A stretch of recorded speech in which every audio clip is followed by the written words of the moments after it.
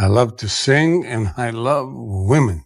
In 1965, on a Thursday evening in Burbank, California, nearly 40 million Americans settled into their living rooms and waited for the country's most effortlessly charming entertainer to appear.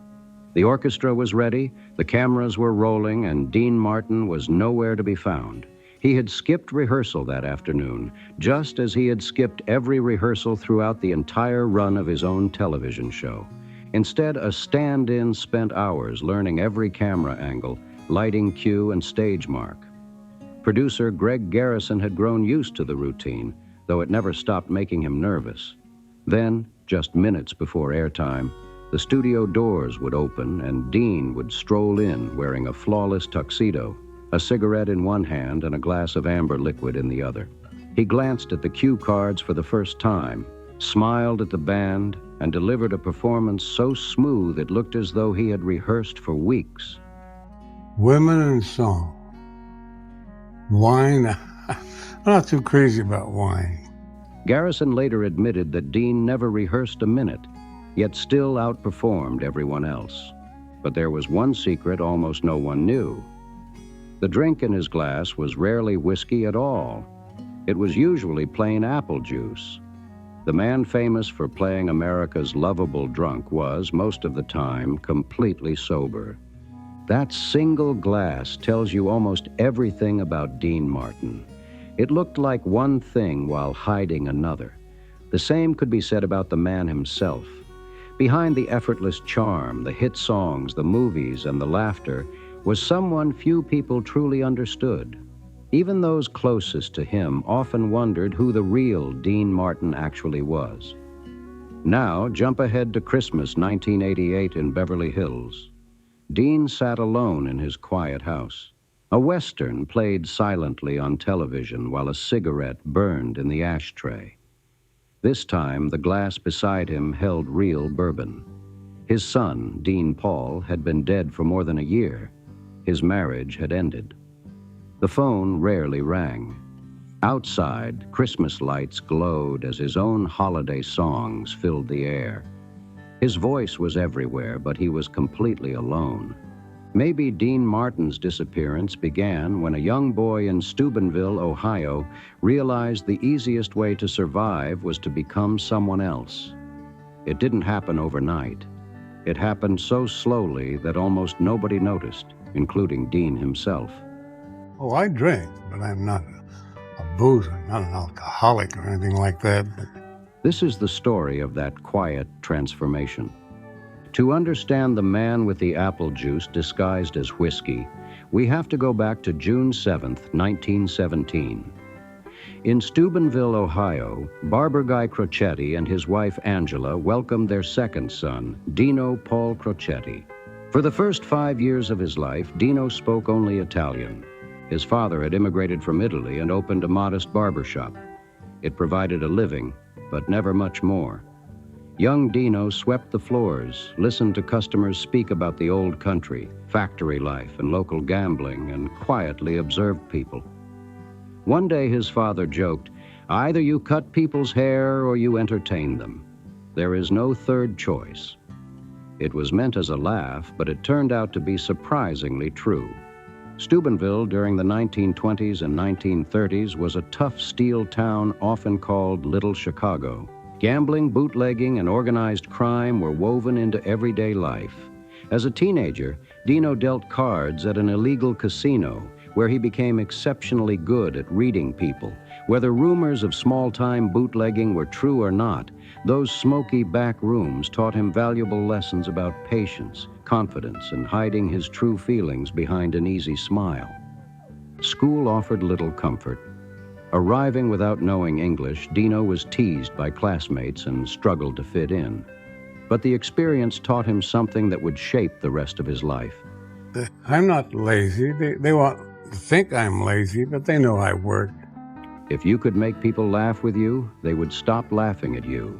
That simple lesson became the foundation of the charming, effortless personality the world would one day know as Dean Martin. Humor became Dino's armor. A smile became his shield. Somewhere during those difficult years, He learned that survival itself was a performance. If people liked you, they wouldn't come after you. He dropped out of school in the 10th grade. Years later, when asked why, he always had the perfect answer. "I was smarter than the teachers," he would joke with a grin that made it impossible to know whether he was serious or not. After leaving school, he worked in a steel mill along the Ohio River. The exhausting labor, scorching heat, and endless noise gave him something valuable. It showed him exactly what kind of life he did not want. Sometimes knowing what you want to escape is more important than knowing where you're headed. Next came boxing. Fighting under the name Kid Crochet, Dino competed in 12 recorded amateur bouts, winning only one. Years later, he laughed, "I won all my fights, except 11. At midnight, you go up on the roof and you climb down the chimney and come in through the fireplace and surprise everybody." What's a surprise? I do that every night. The broken nose he suffered led to surgery, and the new face seemed to call for a new identity. Dino Paul Crocetti became Dean Martin. With a new name, the son of Italian immigrants transformed into the polished American entertainer the public would soon embrace. One surprising detail reveals even more about him. Dean Martin claimed he read only one book in his life, Black Beauty. Instead, he loved comic books, reading Superman, Batman, and other colorful adventures for the rest of his life. He preferred learning from people rather than books. Human nature fascinated him far more than literature ever could. Growing up in Steubenville had already taught him life's most important lesson. Become the person everyone enjoys being around. Make every room feel lighter the moment you enter it. And if that cheerful version isn't entirely real, worry about that later. I mean, could I be where I am today if I were lazy and if I were a boozer? That later arrived in 1941. America stood on the edge of World War II, and a 24-year-old singer with a new name was about to marry for the first time. Her name was Elizabeth Ann McDonald, known simply as Betty. She wasn't famous or connected to Hollywood. She was a quiet, dependable young woman whose stability must have felt comforting to a man who had spent much of his life pretending to be someone else. Dean Martin married Elizabeth Ann Betty McDonald in the autumn of 1941, before anyone knew his name. He was singing in small nightclubs for modest pay, handsome enough to turn heads, but still struggling to make a living. The young couple settled into a tiny apartment where Betty spent the next several years waiting for Dean to come home after late-night performances, for his career to take off, and for the man she married to remain the same person. The only reason I work is to provide for my family. Between 1942 and 1948, they welcomed 4 children: Craig, Claudia, Gail, and Deanna. Betty cared for the family while Dean worked nights, often returning home in the early morning. She quietly kept the household together while his career steadily pulled him farther away. By 1947, the emotional distance had become impossible to ignore. One night, Dean came home around 4 in the morning.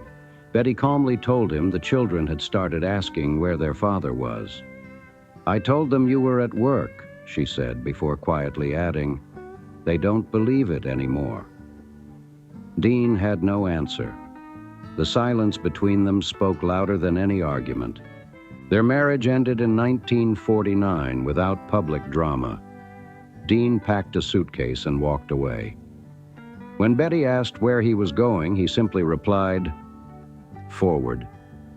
Huh? Well, I'll take a little come on, bit let's of have it, a little. but hey, look at this. It's been here all the time. Yeah, just Goodness gracious me. One surprising detail followed the divorce. Dean received custody of all 4 children, something extremely unusual at the time.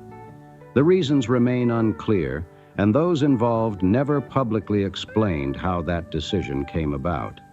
Afterward, Betty disappeared almost completely from public life. She gave no interviews, wrote no memoir, and never spoke publicly about her marriage. Her silence lasted for decades, leaving behind questions that only she could have answered.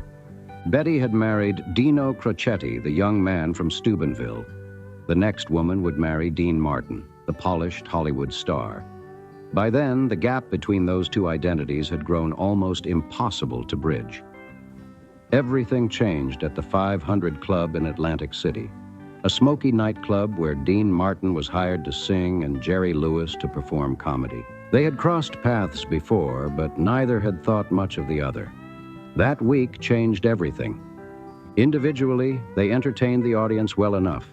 Together, something extraordinary happened. Whether by accident or instinct, they began playing off one another on stage. Dean remained calm, handsome, and effortlessly cool, while Jerry exploded with frantic energy and physical comedy. The contrast was perfect. Audiences didn't just laugh, they roared. Almost overnight, the two struggling performers became the hottest act in Atlantic City. Backstage after one show, Jerry excitedly suggested they simply go on stage and be idiots. Dean smiled and replied, "You be the idiot. I'll be the good-looking idiot." Then he added, "There's a difference. I get paid more." When I work, it's serious work. And the serious work that I do, I try to have a little fun with it.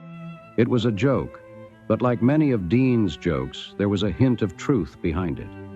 Over the next decade, Martin and Lewis became America's biggest entertainment duo.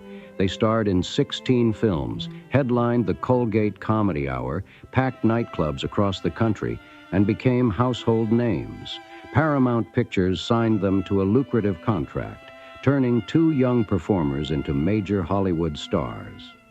But success also created tension. Jerry Lewis constantly pushed for more creative control.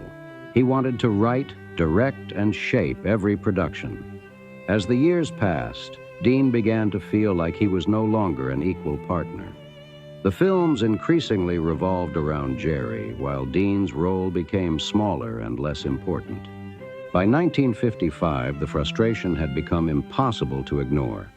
After another disagreement over a script that heavily favored Jerry, Dean quietly admitted what had been bothering him for years. "Jer," he said, "these are your movies. I'm just the guy standing next to you, trying not to get in the way." I wouldn't change one thing. Not one thing. Jerry immediately insisted that wasn't true. But Dean had already begun to wonder whether the partnership that had made them famous still had room for both of them. Dean quietly asked Jerry, "Then why does it feel that way?" Jerry had no answer. From that moment on, Dean began planning his exit from the partnership. Their final performance together came on July 25, 1956, at New York's Copacabana, exactly 10 years after they had first performed as a team. Whether the date was intentional or simply coincidence remains unknown. The audience sensed they were witnessing the end of an era. The show was spectacular, but backstage the emotions were very different. Jerry Lewis broke down in tears. Dean did not. If he felt the same pain, he kept it hidden. The two men would not speak for the next 20 years. Hollywood endlessly speculated about the split. Jerry openly discussed it, often describing Dean as emotionally distant. Dean refused to explain himself. He never criticized Jerry publicly, but he never talked about him either. Oh, don't be nervous, folks. Dean is fine. He just fell in. Silence had become his preferred way of dealing with heartbreak. That silence finally cracked in 1976. During Jerry Lewis's annual muscular dystrophy telethon, Frank Sinatra secretly arranged a surprise reunion. Dean walked onto the stage without warning. Jerry was stunned and visibly emotional. "Are you working?" Jerry asked with tears in his eyes. Dean, staying true to his effortless style, answered with a joke that sent the audience into laughter before the two men embraced. It became one of television's most memorable moments. Many assumed they had become close friends again. They hadn't. They remained connected by shared history, but separated by years of unresolved feelings. There were polite conversations and holiday cards, but the distance between them never truly disappeared. Jerry Lewis lived until 2017. Looking back late in life, he called Dean Martin the most talented performer he had ever known and admitted they had both lost something when the partnership ended. Dean, however, rarely looked backward. We want it that way, so I let him figure. He's a little bit drunk, a little bit high, but we love him, so why fight that? By the late 1940s, he was focused on building a new life in Hollywood. His first marriage had ended, his career was taking off, and he was about to meet the woman many believe was the greatest love of his life. Her name was Jean Bieger. Whether they first met through friends or at a parade in Miami depends on the story being told. Either way, she would become the woman who came closest to breaking through the walls Dean Martin had spent a lifetime building. However they first met, Dean and Jean Bieger moved quickly. Soon after his divorce from Betty, Dean married Jean. Betty had known Dino Crocetti, the struggling singer. Jean married Dean Martin, the rising Hollywood star. It was the same man, but by then he seemed to be living as an entirely different person. Their marriage lasted 24 years and produced 3 children, Dean Paul, Ricci, and Gina. Martin's comedy act with Jerry Lewis made him a household name, but it was Martin's post-Lewis career that made him a star. Together with the 4 children from his first marriage, Dean now had 7 children and a beautiful Beverly Hills home that reflected the success he had worked so hard to achieve. To the public, Dean Martin was America's ultimate playboy. He supposedly spent his nights drinking, gambling, and charming women. In reality, his evenings followed a remarkably ordinary routine. He usually arrived home around 7, had dinner with his family, exchanged only a few quiet words, and settled into the living room to watch a Western. The specific movie never mattered. By 9 o'clock, he was often asleep on the couch while Jeanne quietly covered him with a blanket. The man famous for wild nightlife rarely attended Hollywood parties after work. More often than not, he preferred going home. At first, Jeanne probably enjoyed knowing the truth behind the public image. But over time, she realized something more troubling. The playboy was fictional, yet the private Dean wasn't especially open either. He wasn't loud or cruel. He was simply emotionally distant. Years later, Jean described living with Dean as embracing a cloud. Yeah, huh? Now listen, not too much, because I don't want to get, I don't want to drive home and get picked up for driving with too much cinnamon, you know. He was physically present, but impossible to truly hold on to. Only Jeanne saw the rare moments when the mask slipped. After Dean lost both of his parents in consecutive years, he never spoke publicly about his grief. He missed only a couple of days of work before returning with the same familiar smile. At home, though, he would sometimes sit alone in the dark kitchen without speaking, eating, or crying. Then, by morning, he would quietly put on a fresh shirt and become Dean Martin once again. Away from Hollywood, Dean Martin found peace on his ranch, surrounded by horses. He spent hours caring for them, brushing their coats, and enjoying the quiet. Some claimed he even spoke to them in Italian, the language of his childhood. Whether true or not, the story fit the man. Around animals, he didn't need to perform or pretend. Dean also struggled with severe claustrophobia. He refused to ride elevators, even if it meant climbing several flights of stairs in dress shoes before a performance. Whenever anyone asked why, he simply made a joke and changed the subject. Like so many things in his life, humor became a way to avoid revealing something deeply personal. Golf became another escape. He played almost every day, enjoying long hours on the course where conversation stayed safely on sports and scorecards instead of emotions. For Dean, golf was one of the few places where life felt simple and predictable. After 24 years of marriage, Jeanne filed for divorce in 1973, citing irreconcilable differences.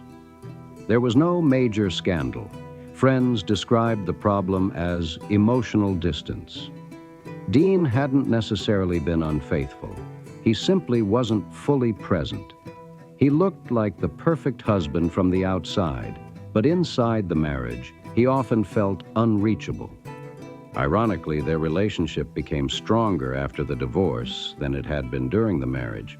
Jean remained one of Dean's closest confidants, someone he trusted deeply until the end of his life.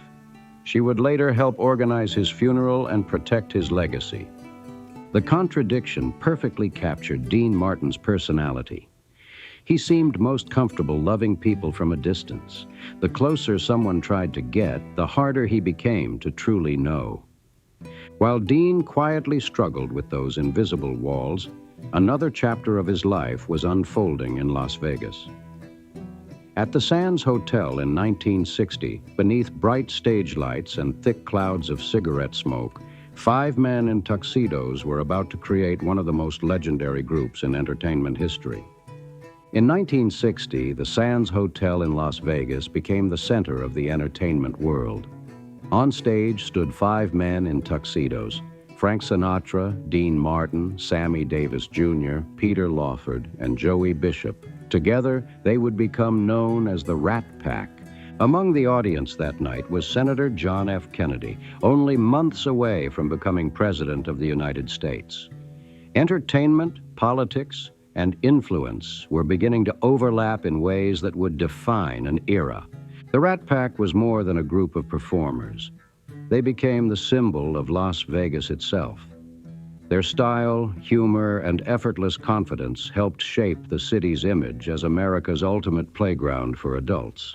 Frank Sinatra was unquestionably the leader. He commanded enormous influence and expected loyalty from everyone around him.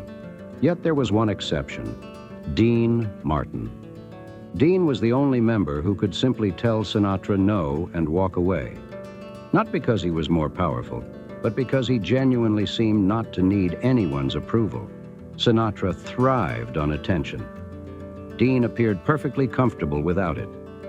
That difference became clear one evening at a restaurant. During one of Sinatra's famous tempers, he hurled a plate across the room, instantly silencing everyone nearby. Dean calmly looked at the broken plate, put on his hat, and joked, "Frank, you just killed my dessert." Then he quietly walked out. 3 days later, Sinatra called to apologize. Those who witnessed the moment understood something important. Dean Martin's greatest strength wasn't dominance, it was detachment. In a room filled with enormous egos, he was the only man willing to leave. By day, the Rat Pack filmed movies like Ocean's 11. Dean often skipped reading the script, relying instead on his instincts and natural timing. More often than not, his improvisations worked better than the written dialogue. On stage, Dean Martin always held a glass that appeared to contain whiskey. Most audiences never realized it was often filled with apple juice. They didn't want the truth. They wanted the illusion. Dean understood that better than anyone. The Sands Hotel also attracted powerful figures connected to organized crime.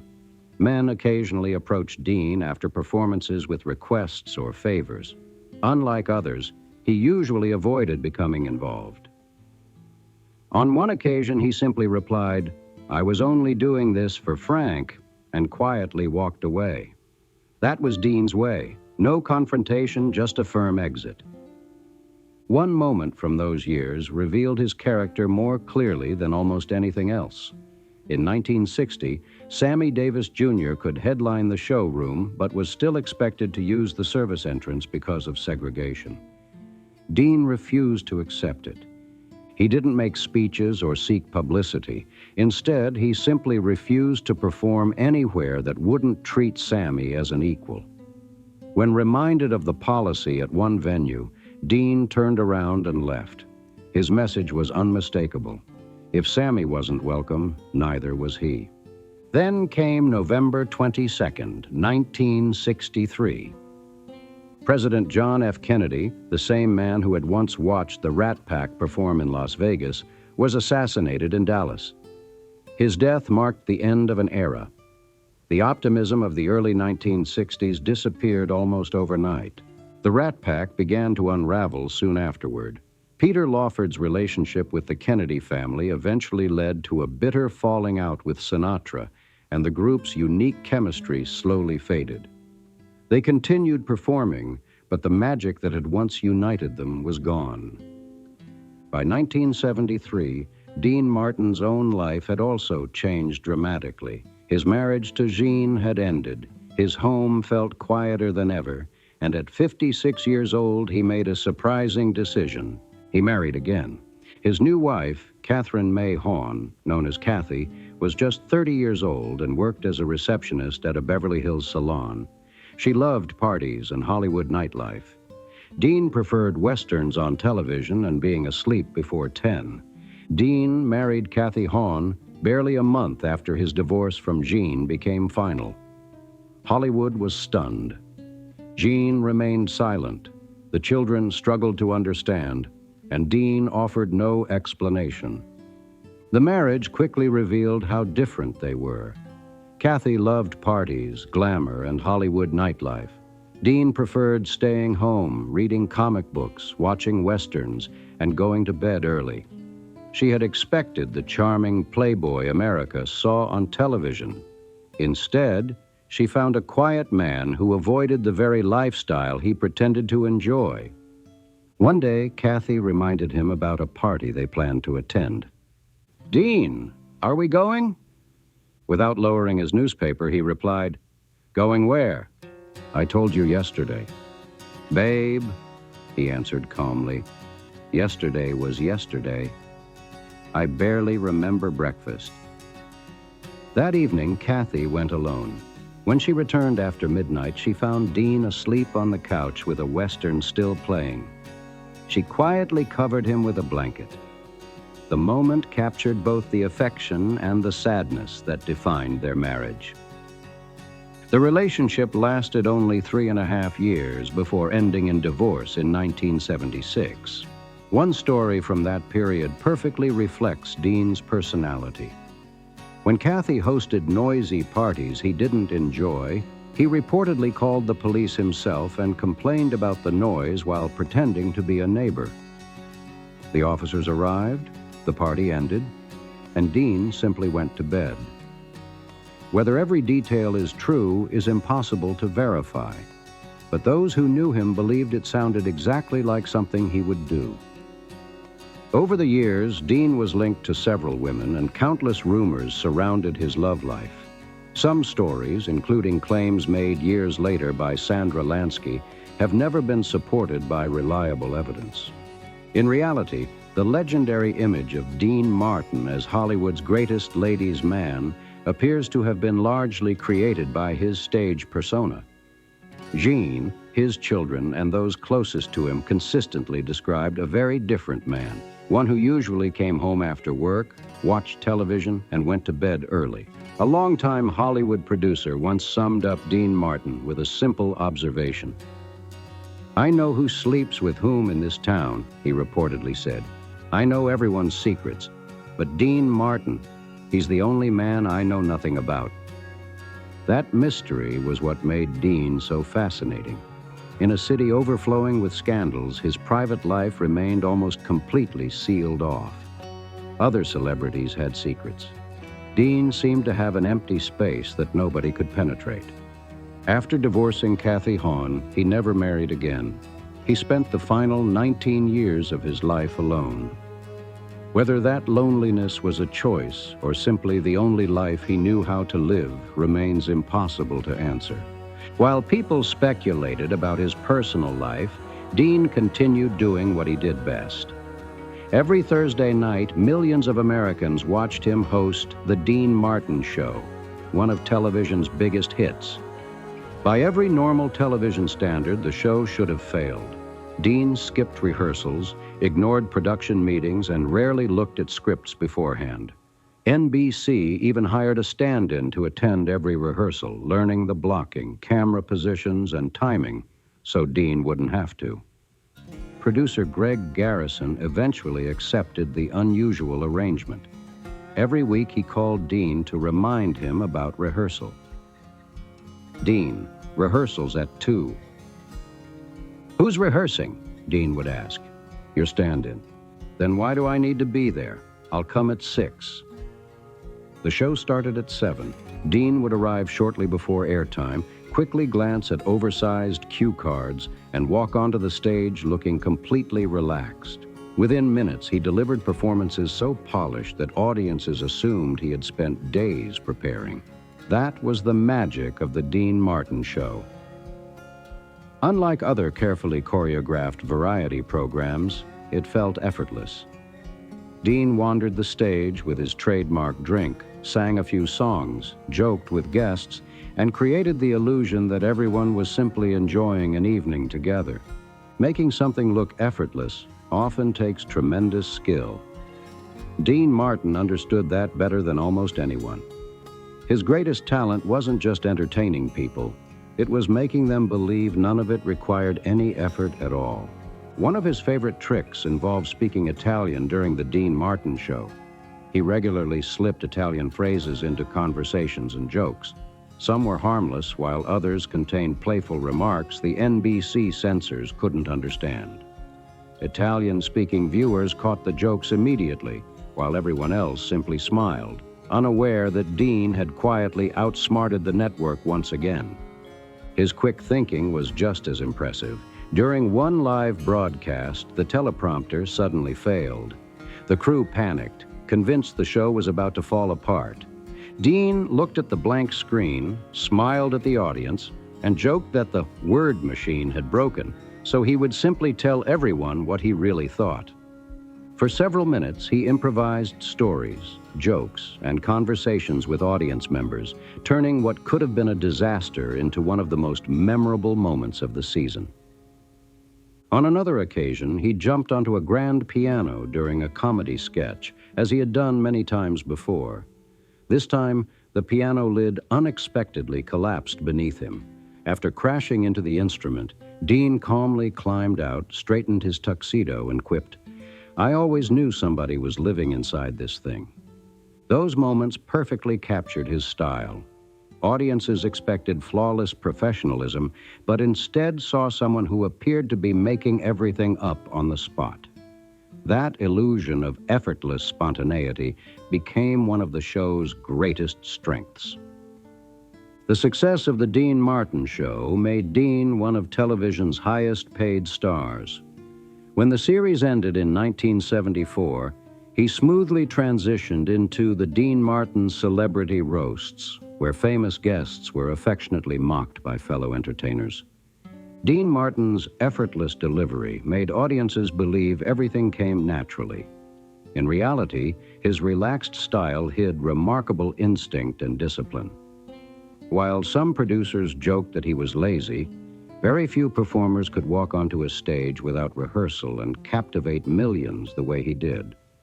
When the cameras stopped rolling, however, Dean returned to a much quieter life. At one family birthday gathering in the late 1970s, his children celebrated with him and gave him a heartfelt card that read, "To Dad, whom we love." Dean smiled, quietly thanked them, placed the card on the table, and turned on the television. Within a short time, everyone had gone home. The next morning, the card was still sitting exactly where he had left it. It wasn't that he rejected love. He simply never seemed to know what to do with it. Actress Shirley MacLaine, who knew Dean for many years, once summed him up perfectly. "Dean let you love him," she said, "but he never let you know him." One evening, she gently asked him a simple question. "Dean, do you ever get lonely?" He looked at her and replied, "Lonely for what?" "For people." After a long silence, he smiled faintly. "Sure, I'm surrounded by people." "That's not an answer," she replied. "I know." The conversation moved on, and Shirley realized she was no closer to understanding the man behind the smile. Frank Sinatra experienced the same frustration. Even after the Rat Pack years had faded, he continued reaching out to Dean, hoping to recapture the friendship they once shared. Dean always answered politely, but their conversations remained brief and emotionally distant. That difference defined their relationship. Sinatra needed connection. Dean seemed unable or perhaps unwilling to depend on anyone. It wasn't hostility or resentment. It was simply the way he had learned to live, protected behind walls that even those closest to him could never fully cross. Dean Martin had room in his life for performance, humor, and charm, but not for emotional vulnerability. Somewhere along the way, perhaps in Steubenville, or when Dino Crocetti became Dean Martin, he built walls that few people ever crossed. Sammy Davis Jr. understood this better than most. Although their onstage jokes reflected the times they lived in, Dean's actions offstage spoke far louder. He consistently refused to perform at venues that discriminated against Sammy. He never made speeches or sought attention for it. He simply believed that if his friend wasn't welcome, neither was he. It was a quiet act of principle that revealed more about Dean's character than any interview ever could. Despite spending his life surrounded by legendary figures like Frank Sinatra, Jerry Lewis, Sammy Davis Jr., Shirley MacLaine, John Wayne, and Bob Hope, Dean never seemed to have one true best friend. Those closest to him admired him, but few could honestly say they understood him. His life was remarkably free of public feuds or scandals. Yet that lack of conflict raised its own questions. Perhaps Dean avoided arguments because he kept everyone at a safe emotional distance. The one person with whom that distance seemed to disappear was his son, Dean Paul Martin. Born in 1951, Dean Paul looked remarkably like his father. He shared the same handsome features, effortless confidence, and calm presence that made people instantly notice him. Like Dean, he entered entertainment early. He found success as a member of the band Dino, Desi, and Billy, later acted in films and television, and married actress Olivia Hussey before later marrying Olympic champion Dorothy Hamill. But his greatest passion wasn't music or acting. Dean Paul became a fighter pilot in the California Air National Guard. Flying wasn't a celebrity hobby or publicity stunt. He earned his wings through dedication and hard work, building a career that stood apart from his famous last name. Dean Paul Martin became a fully qualified fighter pilot in the California Air National Guard, flying the powerful F-4 Phantom II. It was a demanding aircraft capable of traveling more than twice the speed of sound. His father never truly understood it. Dean Martin, who refused to ride elevators because of severe claustrophobia, couldn't imagine why anyone would willingly climb into the cockpit of a fighter jet. Still, he never tried to stop his son. The two men rarely expressed their feelings openly, but those around them noticed something different whenever they were together. Dean seemed more relaxed with Dean Paul than with anyone else. The familiar mask softened. Their quiet moments felt comfortable rather than distant. Perhaps that was how they loved each other, not through emotional conversations, but through an unspoken understanding. Then everything changed.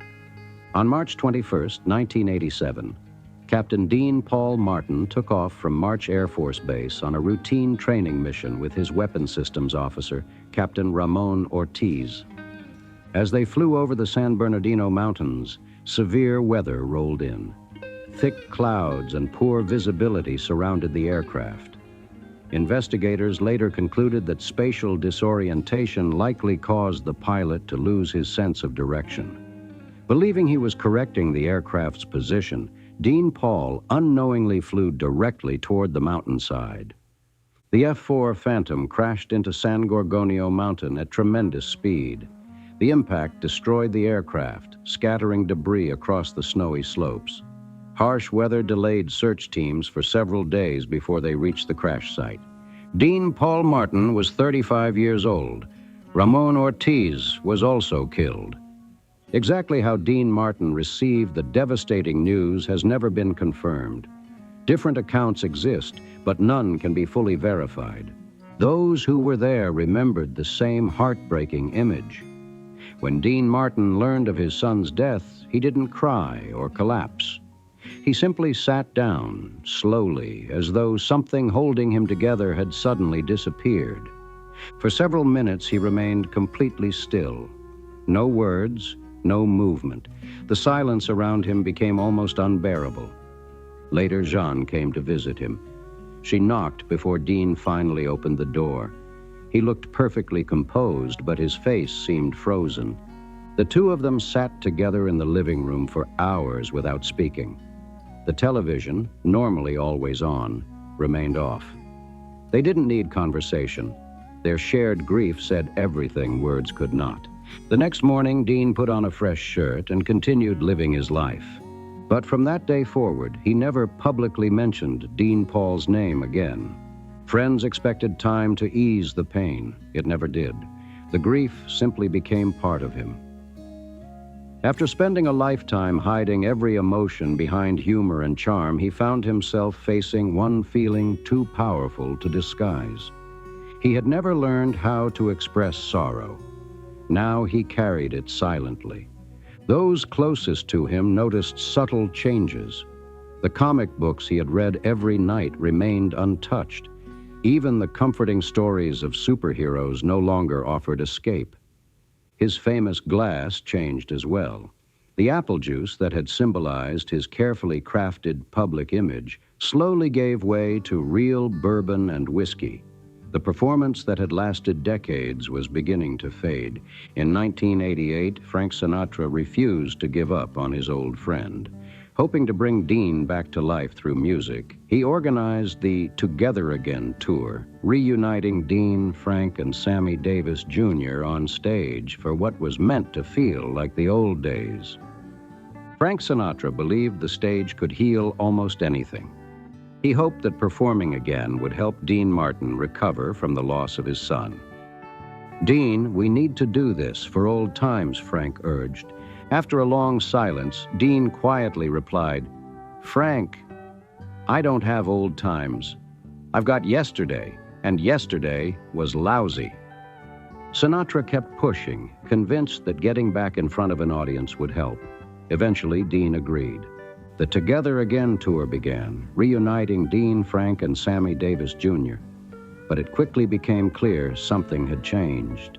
Dean still wore the tuxedo and sang the familiar songs, but the spark was gone. He forgot lyrics, stared into the distance, and smiled only out of habit. The voice remained, but the joy behind it had disappeared. Audiences sensed it immediately, even if they couldn't explain why. After only a few performances, Dean quietly left the tour. Liza Minnelli replaced him, and the shows continued without him. Backstage, Sinatra confronted his longtime friend. "Dean, you're not even trying." Dean looked at him and answered softly, "Frank, I tried for 30 years. Right now I can't." Then he walked away. It would be the last time Dean Martin ever performed on stage. Jerry Lewis later reflected on what had happened to his old partner with heartbreaking simplicity. Something broke in him after that, not like a bone, something that held him together. From the outside, Dean Martin was still there. He still ate, talked, and occasionally answered the phone. But those closest to him believed the man who had once filled every room with effortless warmth never truly recovered after losing his son.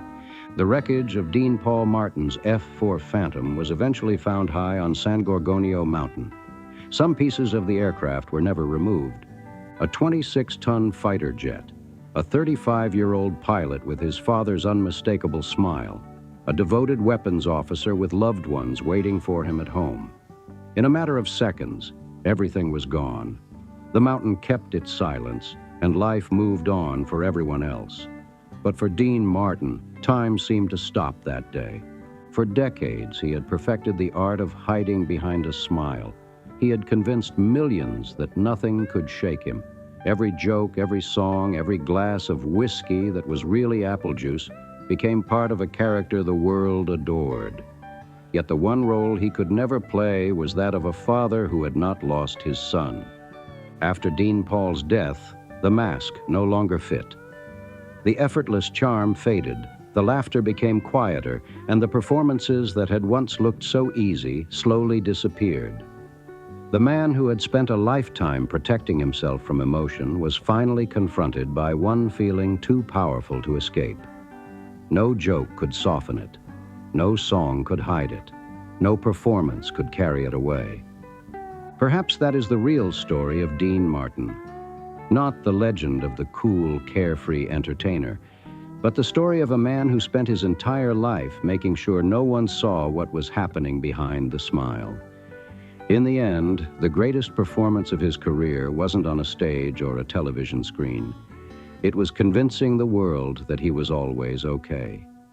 If this story changed the way you see Dean Martin, let us know in the comments. We'd love to hear your thoughts.